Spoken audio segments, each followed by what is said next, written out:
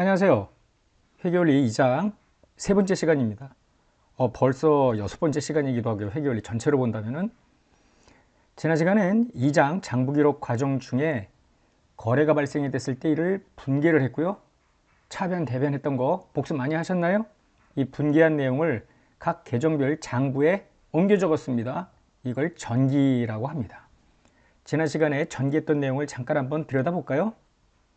자, 현금 거래가 발생할 때마다 늘어났으면은 차변, T자 차변은 왼쪽입니다. 현금이 감소했으면은 오른쪽, 대변. 요 계정들은 상대 계정이라고 했습니다. 따라서 요 현금 같은 경우에 쭉 1월 한 달 장부 기록을 하니 들어온 현금이 나간 현금보다 36만 원이 더 많죠? 그래서 여기 월말 잔액 집어넣고 끝난다고 했습니다. 현금뿐만 아니라 건물, 빈품, 매출채권 또는 미지급금, 미지급비용, 자본금 이렇게 자산부채 자본 잔액이 표시가 되어 있고요.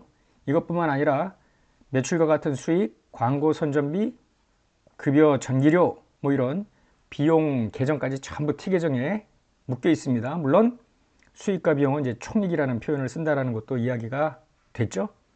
자, 그러면 이번 시간에는 어떻게 하냐면은 전기를 통해서 각 계정별로 이 T자 이 어떤 잔액들 혹은 총액들이 표시가 되어 있을 텐데요. 10개 계정이든 20개 계정이든 상관없이 이런 계정들을 쫙 요 잔액 내지 총액을 한데 모은 것, 요게 바로 시산표입니다. 시산표를 만들어 보면은요. 현금 36만, 매출채권 5만, 건물, 비품, 미지급 비용, 자본금 이렇게 자산부채 자본뿐만 아니라 수익, 비용까지도 지난 시간에 T 계정으로 만들었던 거를 하나로 모을 수가 있습니다. 이때 차변 잔액 142만, 대변 잔액 142만. 이게 계정을 사용한 시산표인데요. 우리가 1장에서 만든 시산표는 어땠느냐면 자산, 비용, 부채, 자본, 수익 좀 더 브로드한 용어, 이거를 뭐라고 했어요? 재무제표 요소라고 했습니다. 이렇게 시산표를 만들었어요. 지금 계정을 사용하다 보니 자산 119만 원이 현금, 매출채권, 건물, 비품 이렇게 구성이 되어 있구나. 그죠? 부채는 뭐지? 미지급 비용이구나. 뭐 이런 거. 비용이 23만 원이라는데 어떤 비용들이 있는지도 세부적으로 알 수가 있었습니다. 당연히 계정을 통해서 만든 요 시산표가 의사결정에 더 유용하다라는 데는 이론의 여지가 없을 거예요. 그러면 1장에서 우리는 요 시산표를 가지고 비용 부분, 수익 부분 이렇게 나눠서 자산, 부채, 자본만 따로 떼고 수익, 비용만 따로 떼어서 이 윗부분이 재무상태표, 아랫부분이 포괄손익계산서 이와 같이 재무제표를 만들었던 거 기억나시죠? 마찬가지로 자, 이 2장에서는 시산표 1장에서의 시산표보다는 훨씬 내용이 풍부하게 보이죠? 자, 이 음영 처리한 이 부분이 자산, 부채, 자본입니다. 아랫부분 수익과 비용입니다. 이거를 딱 두 동강이를 내는 거예요. 그러면 아랫부분이 포괄손익계산서, 윗부분이 재무상태표로 만들어지는데 자, 보면은 여기는 32만, 여기는 23만이죠. 32만, 23만이기 때문에 이쪽에 차이가 생기는데 이게 바로 당기순이익입니다. 한편 재무상태표에 현금, 매출채권, 건물, 비품, 미지급 비용, 자본금까지 해놓고 좌우를 맞춰보면 역시 이 9만 원만큼 딱 비워요. 왜냐하면 좌우 일치된 금액을 일치되었는데 이걸 끊어버리니까 이쪽에서 모자라는 부분이 여기에 끼워 넣기가 될 것 아닙니까? 이게 바로 1장에서는 전체를 다 자본이라고 했습니다만 이익잉여금 외우세요. 이익잉여금 자본 중에 자본금은 주주가 출자한 금액, 이익여금은 회사가 영업을 잘해서 남긴 순이익이라고 보면 되겠습니다. 1장 시산표는 시산표에서 도출했던 재무제표를 보면은 포괄손익계산서 브로드하게 수익, 비용에서 당기순이익 해놓고 이게 이 100만 원에다가 9만 원이 더해진 자본 이렇게 됐는데 이것만 본다면은 자본 109만 원 이게 모두 주주 출자금인지 109만 원 속에 영업을 잘해서 남긴 이익, 즉 이익여금이 얼마인지를 알 수가 없었잖아요. 그러나 지금 2장에서 배운 계정을 통해서 포괄손익계산서를 만들었고요. 훨씬 내용이 풍부합니다. 이게 이름을 바꾸어서 포괄손익계산서에는 당기순이익, 재무상태표에는 자본 중 이익잉여금이라는 계정으로 들어와서 재무상태표의 작성이 완료된다. 어때요? 이해하셨나요?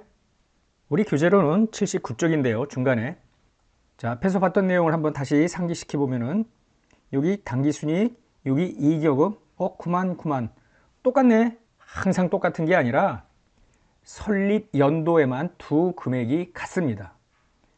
설립 이후에는 달라지겠죠. 왜냐하면 이익잉여금이라는 것은 연도별로 발생한 당기순이익의 누적액입니다. 첫 해년도니까 발생한 금액이고 누적액과 같을 뿐이죠. 다음 연도에 또 이익이 발생했으면 또 더 누적해서 커지겠죠. 물론 손실이 발생되면 마이너스가 될 수도 있겠고요. 중간에 나중에 또 설명을 합니다만은 주주한테 배당을 지급하면 이익 중에 일부를 배당하는 겁니다. 그러면은 이익잉여금이 내려가겠죠. 일단 이런 것들은 나중에 보기로 하고요. 간단한 요 과정을 한번 본다면은 X 1년 초에 회사가 설립이 돼요. 그럼 1년 초니까 뭐 순이익 같은 거는 있을 수가 없겠고요. 자, 천만큼 출자를 받아서 설립이 됐다고 하면은 자본 중 자본금이 1000입니다. 자, 1년도 말에 갔더니 회사가 영업을 잘해서 당기순이익이 100만큼 나왔다 칩시다. 그러면 자본은 1100이 되는데 1100이 어떻게 구성이 되느냐 하면은 자본금 1000, 이거는 주주 출자금이죠. 뭐 추가 출자가 없었으니까 그대로 됐고요. 요 100을 이익잉여금이라고 합니다. 당기순이익은 포괄순이익계산서에 당기의 수익에서 비용을 뺀 거고요. 이익여금은 순이익의 누적액인데 다만 설립연도에만 발생액과 누적액이 같을 뿐이에요. 자, X 2년도로 가볼까요?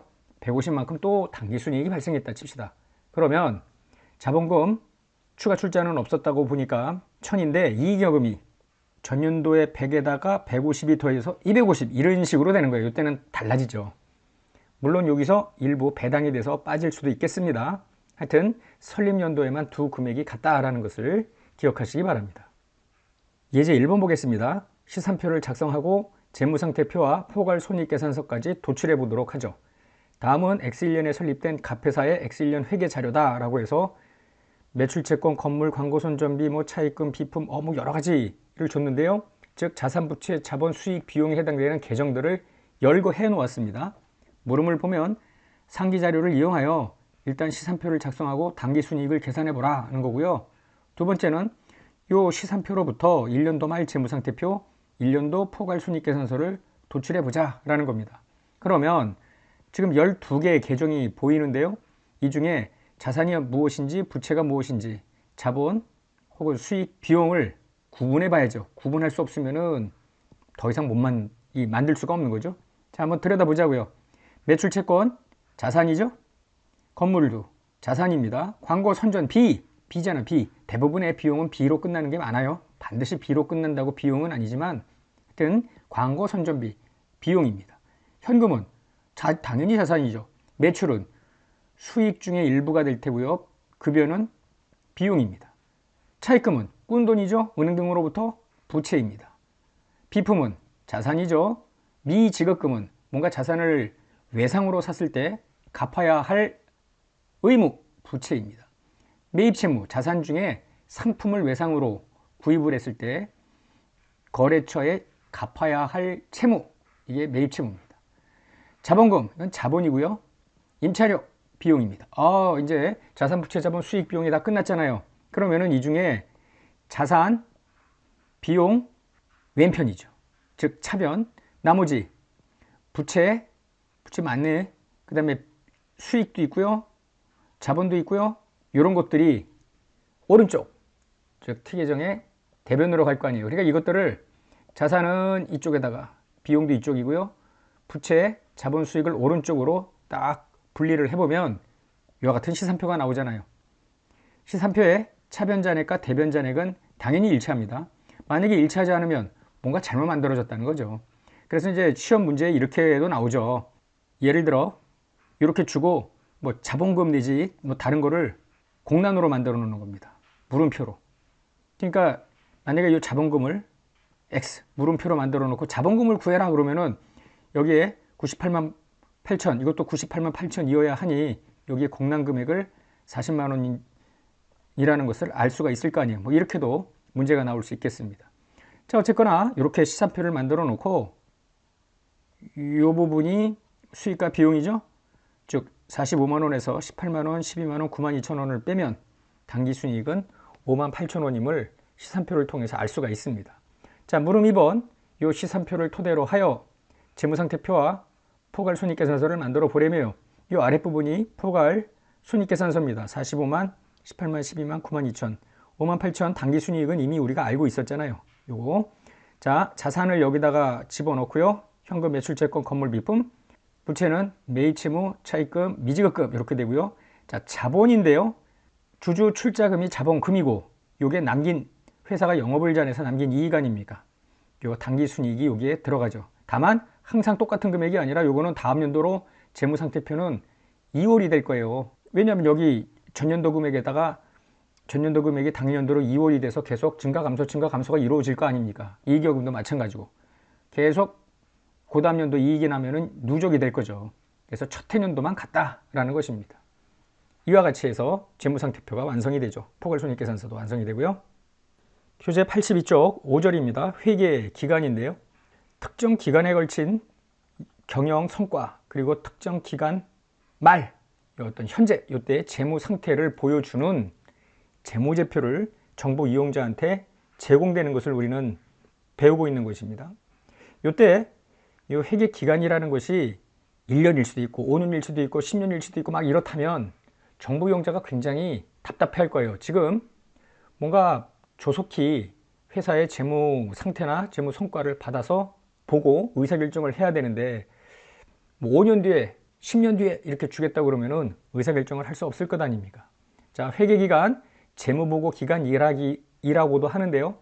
사업연도 개시일부터 결산일까지의 기간, 즉 인위적으로 기간을 자르는 거예요. 회사가 정하기 나름이고요. 대부분 1년 단위로 재무보고 기간을, 즉 회계기간을 잡고 있습니다. 다만 우리나라도 그렇고 외국도 그렇고요. 이 상장기업은 정보 이용자들, 이해관계자가 굉장히 많잖아요. 그래서 좀 더 적시에 재무보고를 하도록 유도하기 위해서 1년 동안 기다리면 너무 길잖아요. 그래서 반기, 분기 이렇게 해가지고 1분기, 반기, 3분기, 연차 이렇게 1년에 4번을 보고하도록 하고 있습니다. 이때는 이제 재무보고 기간이 3개월일 수도 있고 반기면 6개월, 연차는 12개월 이런 식으로 나뉘게 되죠. 우리 회계원리 시간에는 별도의 언급이 없는 한 그냥 통상 1년 단위로 재무보고를 한다고 생각을 하자고요. 한편 책에서는 가장 대표적인 가장 일반적인 상황으로 1월 1일부터 12월 31일이 한 회계기간으로 잡고 있는데요. 반드시 1월 1일일 필요는 없습니다. 어떤 회사는 4월 1일부터 다음 연도 3월 말일인 회사도 있고요. 7월 1일부터 다음 연도 6월 말일로 회계기간을 잡는 회사도 있습니다. 즉 개시일과 결산일은 기업이 임의로 결정할 수 있겠는데요. 회계 원리 시간에는 그냥 아무 말 없으면 전부 1월 1일이 개시일이라고 간주해도 무방하겠습니다. 자, 회계 기간을 구분하는데요. 지금 1월 1일부터 12월 31일 이게 당해년도 회계 기간, 즉 줄여서 당기라고 합니다. 그래서 당기에 벌어진 회계 자료는 다음과 같다. 뭐 이런 식으로 이제 문제가 주어지고요. 요 이전 연도는 전기고요. 다음 연도는 차기라는 표현을 습니다. 전기, 당기, 차기. 그리고 요 당기에 요 1월 1일 요거를 기초, 기말, 기초, 기말, 당기말, 당기초 뭐 이런 표현을 씁니다. 요 당기초 전년도의 말이 전기말, 그죠? 뭐 이런 식으로 당기, 전기, 차기, 그다음에 기초, 기말 이런 용어를 여러분들이 좀 익숙하게 보셨으면 좋겠습니다. 회계장부인데요. 이미 우리는 T자를 그려서 각 계정별로 뭐 차변, 대변에 옮겨 적는 거를 설명을 했는데 이제 전체적인 회계장부의 어떤 구조를 설명하겠습니다. 먼저 거래 기록을 최초에 기록하는 것, 이것이 기록하는 장부가 분계장입니다. 우리가 거래가 발생이 되면 분계부터 하죠. 차변 회모, 대변 회모. 그래서 분계, 차변, 뭐 대변, 뭐 했던 거를 여기다가 적용해서 차변, 현금, 대변, 자본금 해서 아, 요것만 보면은 주절부터 출자를 받았구나. 혹은 건물 70만, 현금 70만 해서 차변이 건물이고 대변이 현금이니까 요거는 현금을 지급하여 건물을 샀구나, 뭐 이런 류의 내용들을 알 수가 있잖아요. 하여튼 분개한 거를 일단은 다 분개장에 집합을 시켜 놓고요. 현금 계정, 자본금 계정에 요 같은 날 또 각 개별 장부에 요거 내용들이 기록이 되겠죠. 이건 전 시간에 이미 했던 내용입니다. 회사가 어떤 장부 조직을 갖느냐는 일률적이지 않습니다. 의무도 아니고요. 회사가 효율적으로 기록을 하고 사용을 할 수 있도록 만들기 나름아니에요. 기업의 업종이라든지 규모, 거래 빈도나 복잡성 등에 따라서 다양한 장부 조직이 가능한데요. 일반적인 장부 조직을 그림 6에서 보여주는 것입니다. 주요 장부가 있고요. 보조 장부가 있습니다. 여기 이제 주요니까 이게 중요하겠죠. 방금 끝낸 분개장이 여기에 해당이 되고요. 앞서 우리는 각 계정별로 T자를 그려서 전기라는 거를 배웠잖아요. 현금 T계정, 뭐 매출채권 T계정, 매출 T계정, 뭐 이런 식으로 굉장히 많은 T계정들이 있는데요. 이런 계정별로 장부를 다 만들어 놓는다고 했잖아요. 이게 바로 총계정 원장입니다. 그런데 이 두 가지 장부만으로는 회사가 좀 원활하게 거래 내역을 파악하는데 좀 한계가 있어요. 그래서 회사가 임의로 더 만들 수도 있겠는데요. 예를 들면 총계정 원장 중에 책에도 나와 있습니다만 84쪽 위에서 두 번째 문단 매출채권 계정이라고 보자고요. 그럼 매출채권 외상으로 물건을 팔고 혹은 용역을 제공하고 나중에 받을 돈인데 거래처가 하나라면 상관이 없겠습니다만은 10개, 20개, 100군데라면은 그 10개, 20개, 100군데의 매출 채권의 증가 감소가 총계정 원장 하나에 다 들어가 있을 것 아닙니까? 회사는 매출처별로 매출 채권을 관리하는 것이 일반적이죠. 따라서 매출처별 매출 채권의 장부, 이것이 이제 보조 원장 개념이라고 보면 되겠죠. 보조 기입장은 어떤 거냐면요. 특정한 유형의 거래가 빈번하게 발생할 때 요놈들만 한번 모아서 보고 싶은 거예요. 예를 들면은 외상 매출 거래, 외상 매입 거래가 빈번해. 그럼 그 거래만 기록해두는 별도의 매출장, 매입장이 있으면 좋을 거 아니에요. 일반적으로 회사들이 많이 만들어 놓는 이 보조기입장은 현금 수입장, 현금 지출장 요거를 따로 마련해 놓기도 합니다. 그 다음에 기타 보조부는 비만 기록으로 잊지 않으려고 이것저것 이제 표시를 해 놓는 뭐 다양한 보조부를 회사 나름대로 더 만들 수도 있겠죠.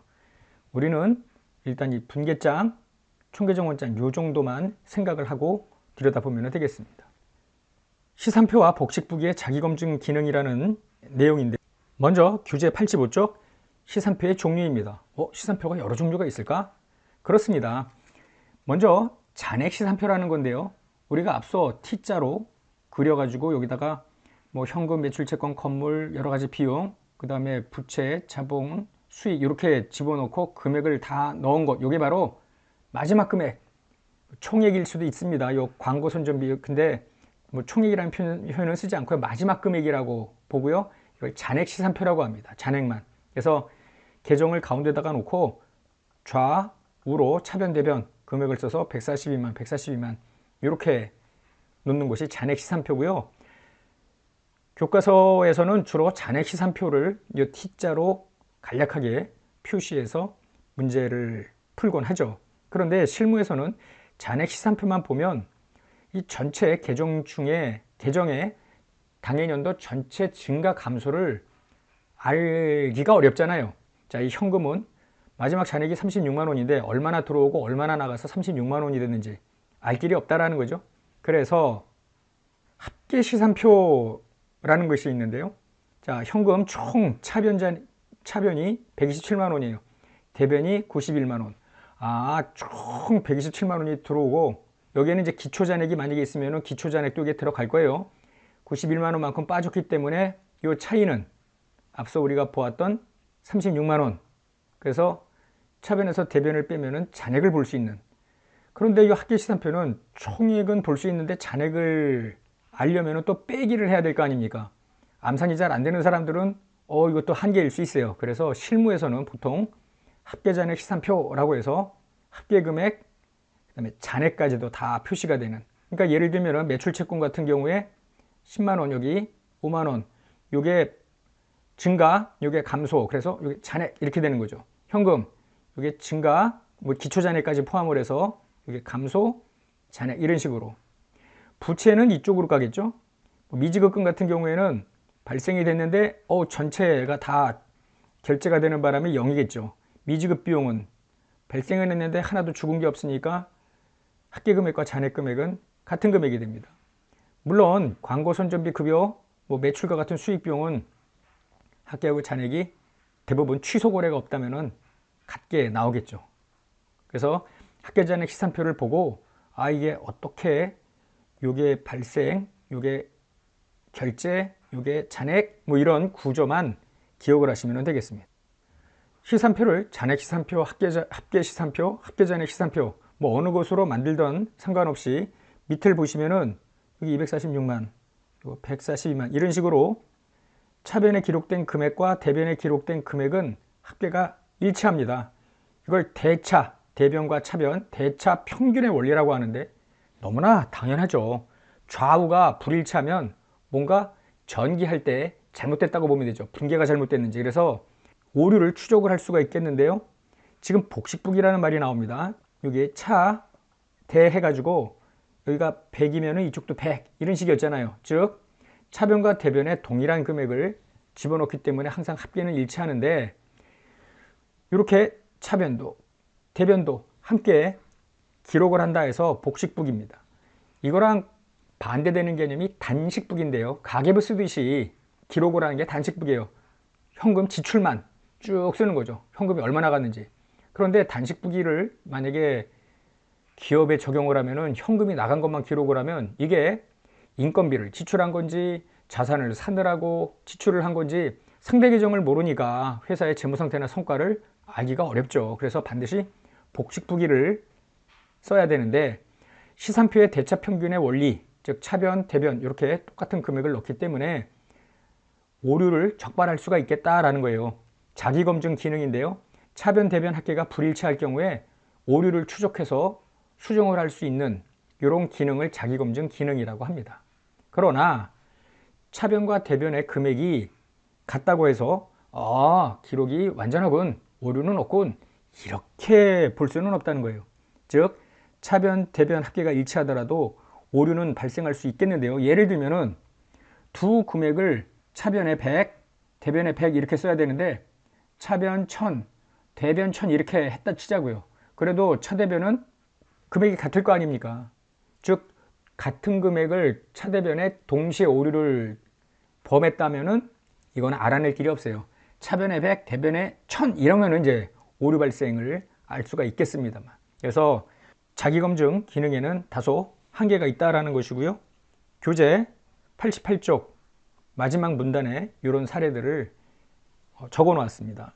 여러분들이 나중에 복습하실 때 한번 읽어보시기 바랍니다. 자, 여기까지 해서 2장이 끝났습니다. 1장도 중요하지만 2장도 굉장히 중요하죠. 1장에서는 회계 등식을 이용해서 거래가 발생이 됐을 때 자산부채 자본 수익 비용이 어떻게 변하는지를 살펴봤고요. 회계 등식을 통해서 그 회계 등식의 자산부채 자본 수익 비용의 마지막 금액으로 시산표를 만들었죠. 시산표 좌우는 같고요. 이 중에 수익 비용을 따로 떼고 자산과 부채 자본을 따로 떼서 재무상태표, 포괄손익계산서 이런 것들을 만들었어요. 그런데 1장에서 했던 그 과정만으로는 자산 총액은 알 수 있지만 세부 항목들을 알 수가 없다라는 거예요. 그래서 우리가 2장에서 그 세부 항목, 계정이라고 하죠. 계정을 통해서 장부 기록을 했어요. 장부 기록을 하기 위해서는 분계라는 것을 먼저 했습니다. 분계가 아주 익숙해야 되고요. 다음 장에서부터는 더 이상 회계 등식이 나오지 않고 계속 분계만 나올 겁니다. 아주 분계 2장에서 확실히 복습하고 잡아놓고 가셔야 되겠습니다. 자, 분계 복습한다 라는 거 생각하시고 이번 2장 강의를 모두 끝내겠습니다.